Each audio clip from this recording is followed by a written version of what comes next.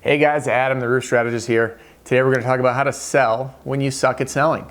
And the reality is, when I got into this field, I really sucked at selling. But I still made six figures. I still sold over $1 million, 1.4 to be exact, in my first 8 months.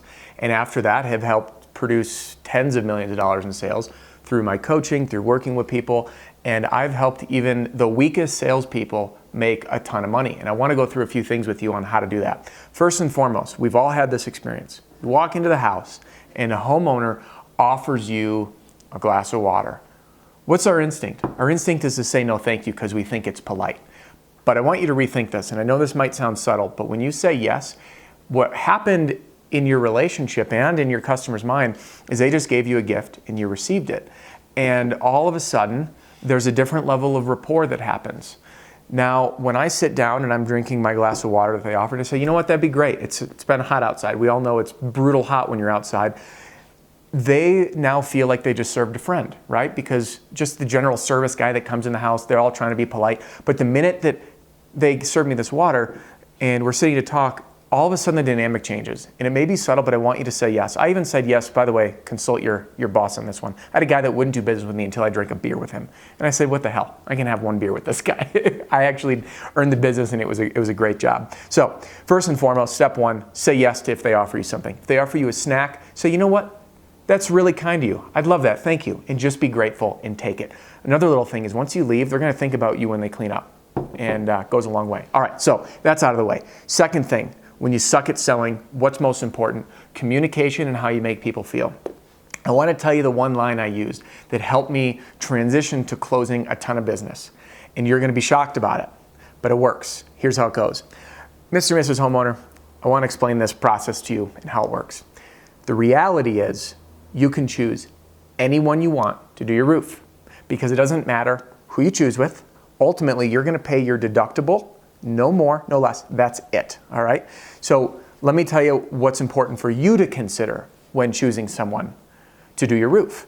You want someone who's going to educate you in the process, who you trust and believe in, who's going to be there for you, not only through the process from start to finish, but afterwards, and someone who you feel has your best interest at heart. Now, I do hope that that's me, but I do want you to know that you can choose everyone, and you don't need to choose based on price. All you need to choose is based on the assessment because ultimately the insurance company is going to go ahead and set the price and it's up to the contractor of choice that you choose to go to bat with the insurance company and make sure that the claim is settled in full, appropriately, and fully.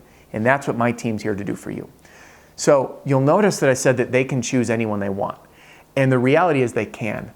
But the minute you bring that up, the minute that trust happens, because they know they literally can choose anyone. And the reality is, all of us roofers that are competing against each other, the only people that win are chosen based on who they know, like, and trust. And if you if you say that line, so you can literally choose anyone, and follow it up with, I do hope that that's me, all of a sudden, that homeowner is going to say, hey, this guy's laying it straight to me, right? He's laying it on with honesty and integrity, and he's educating me on the process. So if you're not comfortable selling, which is okay, the job of this channel is to help you get comfortable selling. You want to make sure that they understand the process. So the second step, besides taking up an offer from a homeowner, is to educate them on the process. To say, Mr. and Mrs. Homeowner, here's the deal. I want you to feel comfortable in the decision you make. All I'm going to do today is educate you on how that goes. I do hope we're able to do business together, but if not, you're going to be really comfortable with whoever you choose. And even though you're encouraging them in a way to look at other options, which they won't, by the way, when you develop this level of trust, they will turn to you. So the takeaway is this. The more you educate a homeowner on what's going to happen, the more comfortable they'll be with the process. You'll notice I said with the process.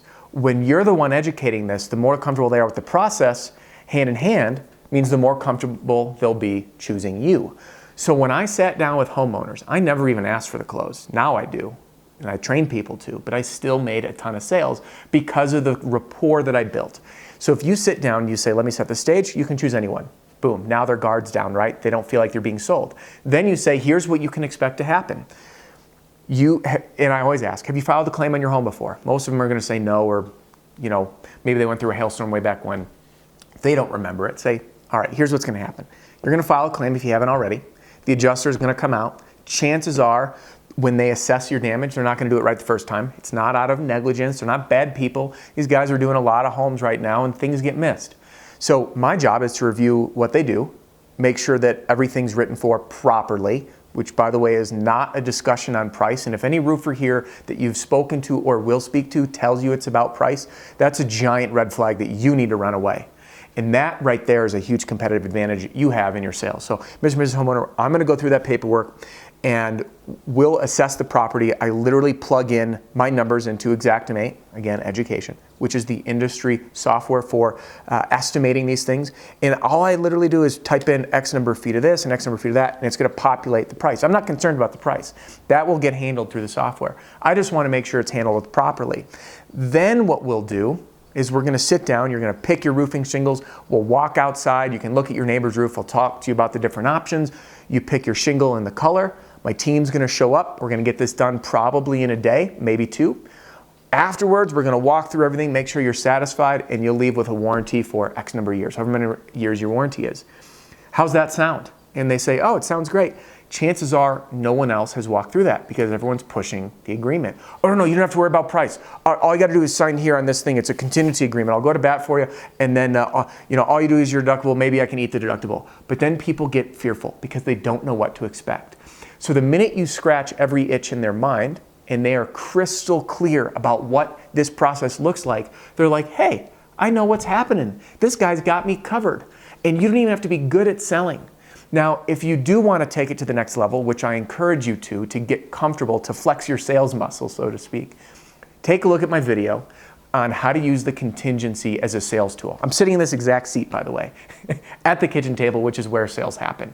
And when you use the transition to the contingency agreement, which again, I'm going to save for you to watch that video, you'll walk through that process and you'll get signatures on the spot. And if you don't worry, you can follow up.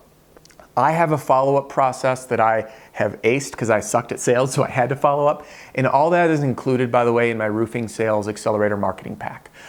There's a link to it below. When you download it, it's scripts for email, text messages, phone calls, how to handle that follow-up in a way where you don't feel like you're nagging. I also have a video, which we'll link to here, on mastering the follow-up. So you can watch that video as well. Those are two great videos to supplement this one. So here's the takeaway. If you suck at selling, it doesn't matter. Take people when they offer you something kind, educate them on the process, answer their questions, and make them feel comfortable. If you can do that in this business, you'll be a sales pro, I guarantee it. All right, if you haven't done so yet, click the link in the description to see what's included in the Roofing Sales Accelerator Marketing Pack.